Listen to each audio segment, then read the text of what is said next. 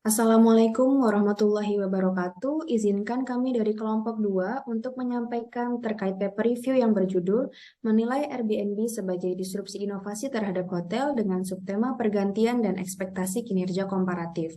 Jurnal berikut didapatkan dari Jurnal Elsevier dengan autor Daniel A. Steven pada tahun 2017. Rangkaian tugas ini merupakan tugas dari mata kuliah Manajemen Teknologi dan Inovasi tahun ajaran semester genap tahun 2021 hingga 2022 dengan dosen pengampu Dr. Insinyur Tatang Ataufik dan Dr. Andes Jani Raharjo. Kelompok kami terdiri dari 4 mahasiswa yang terdiri dari saya, Mirsyal Salsabila Sani, Monica Queen, Nikita Hasyardika Putri, dan Konita Hayaza. Selanjutnya kita lanjut ke abstrak yang pertama. Next. Jutaan turis telah menggunakan akomodasi Airbnb, dan Airbnb sering dibahas dalam kaitannya dengan dampaknya saat ini atau di masa mendatang terhadap hotel. Tujuan dari penelitian ini adalah untuk menyelidiki dampak penggunaan Airbnb dengan menentukan sejauh mana Airbnb digunakan sebagai pengganti hotel dan untuk memeriksa bagaimana tamu Airbnb mengharapkan kinerja akomodasi mereka relatif terhadap hotel. Studi ini bertujuan untuk menilai status Airbnb sebagai inovasi disrupsi. Next. Airbnb sendiri merupakan sebuah layanan yang memungkinkan seseorang untuk menyewa tempat tinggal kepada wisatawan. Pertumbuhannya sangat pesat dari awal dimulai didirikannya pada tahun 2008 dengan mencapai 100 juta tamu pada tahun 2016 dan juga 2 juta lebih tempat dari pertumbuhan inventory globalnya. Airbnb menyebut mereka adalah pasar komunitas terpercaya bagi orang-orang untuk menemukan dan memesan akomodasi unik di seluruh dunia. Next. Range penginapan dari Airbnb ini juga bervariasi, mulai dari menyewakan seluruh rumah seperti apartemen atau ruangan private dari tipe yang sederhana hingga mewah. Langkah pemesanan Airbnb pun juga cukup mudah, dimulai dari pemesanan melalui website.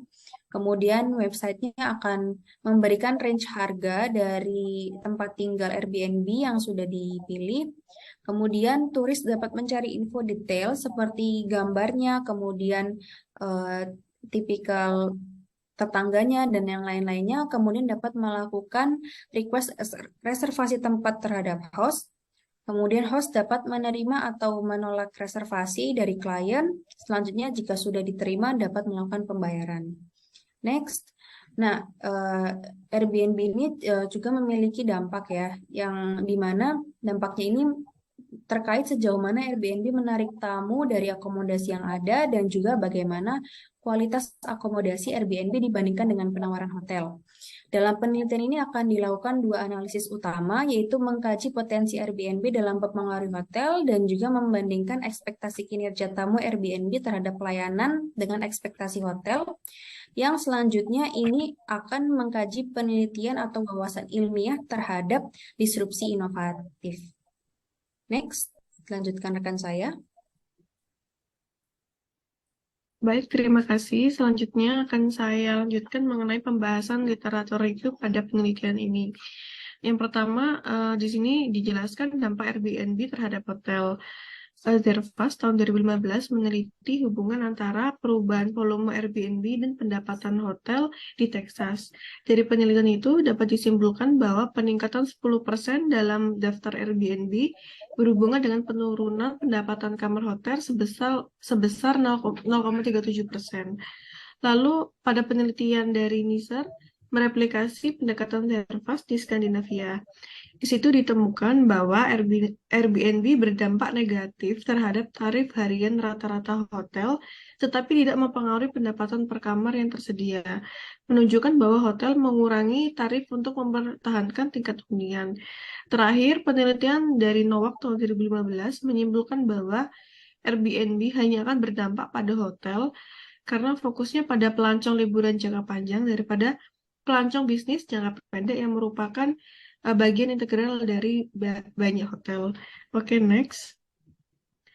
Lalu di sini akan membahas mengenai motivasi dalam pemilihan hotel dan pemilihan Airbnb. Dari penelitian dari Guten Tag tahun 2015 memberikan tinjauan konseptual tentang Airbnb dan mengusulkan 3 daya tarik utama, yaitu layanan harga, fasilitas rumah tangga, dan keaslian. Lalu menurut Toshadia tahun 2015, mensurvei pengguna sewa jangka pendek, yang dimana Airbnb masuk ke dalam kategorinya. Di situ terdapat 3 motivasi dari konsumen, yaitu keberlanjutan, komunitas, dan manfaat ekonomi, di mana manfaat ekonomi menjadi yang paling signifikan. Lalu terakhir, penelitian dari Nowak tahun 2015 mensurvei pengguna Airbnb di Amerika Serikat dan Eropa, dan menemukan bahwa 5 alasan utama mereka memilih layanan Airbnb, yaitu harga lebih murah, lokasi, pengalaman otentik, dapur sendiri, dan lain-lain. Oke, next.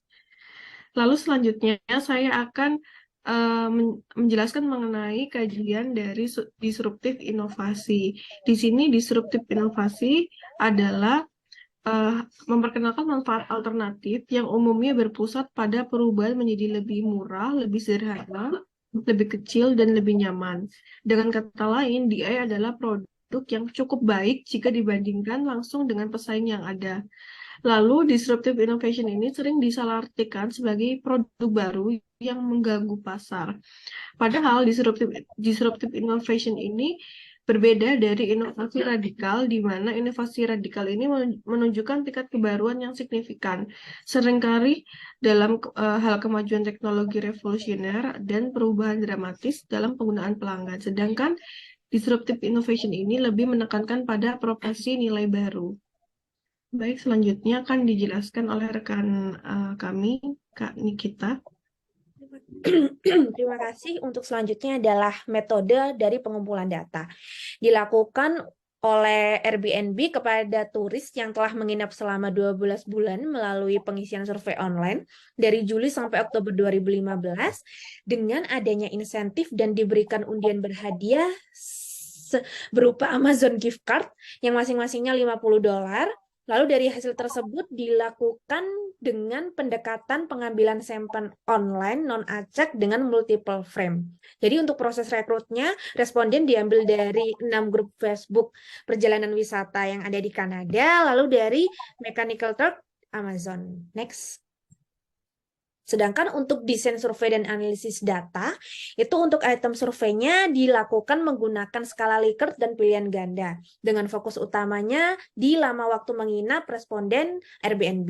Lalu dilakukan pengujian dengan percentage square test, di mana ini nanti pengujiannya dilakukan untuk preferensi substitusi kelompok yang berbeda antara hotel dan Airbnb. Nah, apa sih persepsi Airbnb jika dibandingkan dengan hotel? Nah, di sini dilakukan penilaian terkait ekspektasi kinerja Airbnb dengan 3 kategori hotel. Ada budget, hotel, mid-range, dan upscale, di mana juga dilengkapi dengan beberapa atribut unggulan lainnya, seperti keaslian atau keunikan hotel, lalu harga dari Airbnb itu sendiri. Nah, sedangkan apa sih skala Likert yang akan digunakan? Ini menggunakan 6 poin, mulai dari indikator sangat buruk sampai sangat baik, tetapi kecuali ketika nanti di indikator harga itu hanya di skala rendah sampai tinggi. Next. Nah, sedangkan untuk uji yang kedua yaitu uji T sampel berpasangan yang digunakan untuk analisa ekspektasi kinerja komparatif dari Airbnb dan kelas hotel yang ada. Nah, di sini juga memunculkan output bagaimana persepsi konsumen terhadap Airbnb itu sendiri. Nah, untuk yang selanjutnya itu terkait disruptive innovation. Nah, disruptive innovation ini dilakukan menggunakan 2 analisa. Yang pertama, analisa substitusi dan ekspektasi kinerja. Dari 2 analisa ini nanti akan memunculkan bagaimana sih proporsi nilai baru atas ekspektasi kinerja Airbnb, apakah relatif terhadap hotel atau seperti apa. Next. Nah, untuk selanjutnya ini adalah hasil analisa dari survei online-nya. Jadi, untuk sampel yang digunakan atau yang diterima oleh Airbnb itu sebanyak 923, tetapi dari hasil penyaringan, verifikasi dan validasi itu 844 responden yang terverifikasi. Untuk sampelnya itu sudah dijelaskan tadi dari grup FB dan Mtruk. Lalu untuk demografi sampelnya sesuai dengan materi yang terlampir, di mana paling banyak responden itu berasal dari Kanada dan sisanya dari Amerika Serikat. Lalu jika dibandingkan karakteristik sampel yang diambil dengan karakteristik populasi tamu dari Airbnb, itu lebih banyak tamu wanita dibandingkan tamu laki. Lalu untuk usia rata-ratanya ada di 35 tahun. Untuk tamu yang menginap dengan tujuan bersantai sebanyak 80%, sedangkan untuk rata-rata lama menginap di 4,5 malam. Next. Nah, di mana pengganti hotel atau substitusi hotel ini dilakukan dengan atau ditunjukkan hasilnya di tabel 1 ini, di mana terlihat bahwa jenis akomodasi ketika Airbnb itu tidak ada dan ada layanan lain yang serupa, itu responden memilih apa? Jadi Airbnb ini tetap diganti atau dianggap sebagai pengganti hotel. Nah, apakah mempengaruhi juga terkait lamanya waktu menginap? Ternyata 72% itu tidak berdampak, tetapi 26,5% itu berdampak. Next.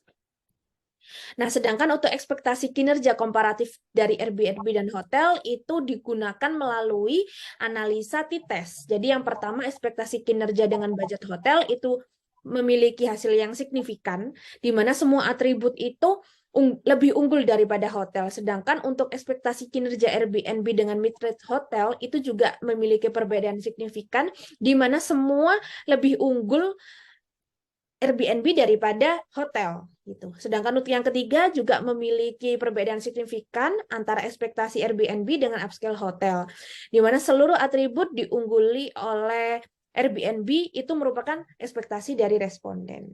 Next akan dijelaskan oleh rekan kami, Monica Quinn. Oke, dari pembahasan tadi muncullah diskusi ya. Ada 3 poin yang akan dibahas. Pertama yang Airbnb sebagai pengganti hotel. Berikutnya tabel 3 yang menunjukkan bahwa performa Airbnb dibandingkan dengan hotel budget. Responden diminta untuk menilai kinerja mereka, harapan saat memesan penginapan Airbnb terbaru mereka. Ditambah kinerja yang mereka harapkan di hotel terdekat, hipotesis dari kelas yang berbeda.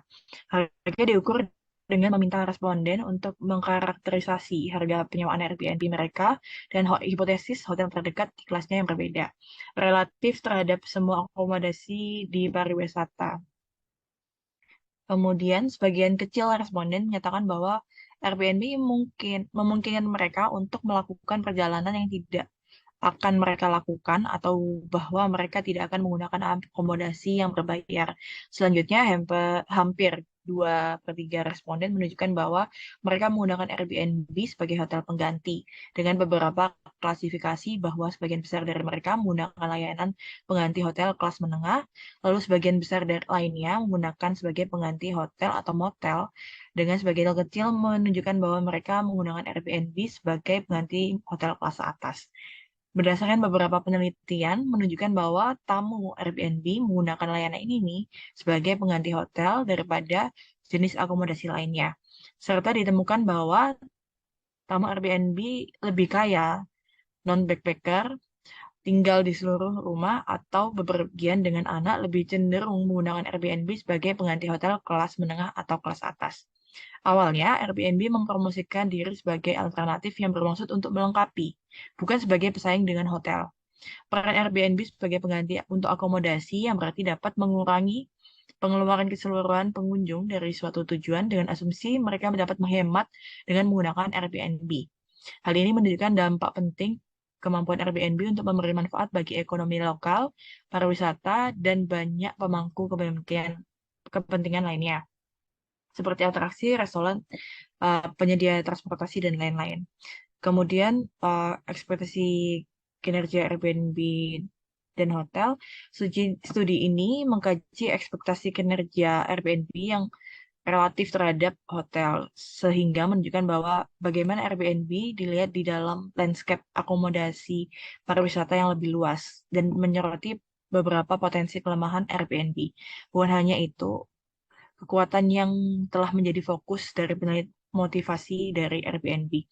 Saat pertimbangan atribut hotel utama, misalnya kebersihan, keamanan, ditemukan bahwa Airbnb lebih mengungguli anggaran secara signifikan dibandingkan dengan hotel. Kemudian, hasil yang beragam versus kelas atas dan menengah saat mempertimbangkan atribut yang penting bagi nilai unik Airbnb, proporsi yang diharapkan seperti itu. Kemudian Airbnb versus hotel yang mengganggu. Temuan dari penelitian ini menyarankan bahwa Airbnb bukan benar-benar inovasi yang mengganggu dibandingkan dengan hotel atau motel murah. Karena pada dasarnya tadi kan sudah dijelaskan bahwa ini adalah alternatif gitu ya, pengganti. Seperti itu, bukan ditujukan untuk sebagai pengganti dari hotel. Seperti itu. Yang bisa digunakan sebagai anggaran pengganti hotel karena penggunaan Airbnb menganggap bahwa sebagian produk unggulan bahkan ketika mempertimbangkan kunci hotel itu juga menjadi faktor yang mempengaruhi seperti itu. Kemudian selanjutnya akan dijelaskan oleh rekan saya. Baik, selanjutnya sudah dijelaskan mengenai diskusi terkait Airbnb, namun dalam penelitian ini juga terdapat beberapa batasan penelitian. Di antaranya yaitu penggunaan sampel non-probabilitas online sehingga dilakukan survei secara online sehingga terdapat beberapa bias dalam penelitian ini yang bisa muncul. Kemudian analisis ini hanya memeriksa dua komponen disrupsi inovasi. Yang pertama, apakah terjadi substitusi dan apakah inovasi itu sendiri menunjukkan karakteristik disrupsi inovasi. Tetapi di sini tidak menilai proses disrupsi secara komprehensif, misalkan tanggapan dari perusahaan yang ada.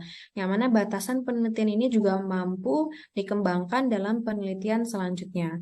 Sehingga dalam artikel ini dapat diketahui bahwa Airbnb mewakili produk akomodasi inovatif yang telah mengubah persepsi keramah tamahan di seluruh industri perhotelan. Dengan poin-poin penting yaitu tamu Airbnb cenderung memiliki ekspektasi yang cukup tinggi terhadap pelayanan, bahkan saat mempertimbangkan atribut hotel tradisional. Dan studi ini juga menunjukkan bahwa konsep disrupsi inovasi hanya dapat diterapkan pada diskusi persaingan Airbnb dengan hotel. Dan yang terakhir, studi ini juga memperkenalkan strategi berbasis konsumen baru untuk membantu mengklasifikasikan inovasi sebagai sebuah inovasi disrupsi atau inovasi produk baru yang mampu menggantikan produk sebelumnya. Baik, mungkin itu yang dapat kami sampaikan. Kurang lebihnya mohon maaf. Wassalamualaikum warahmatullahi wabarakatuh.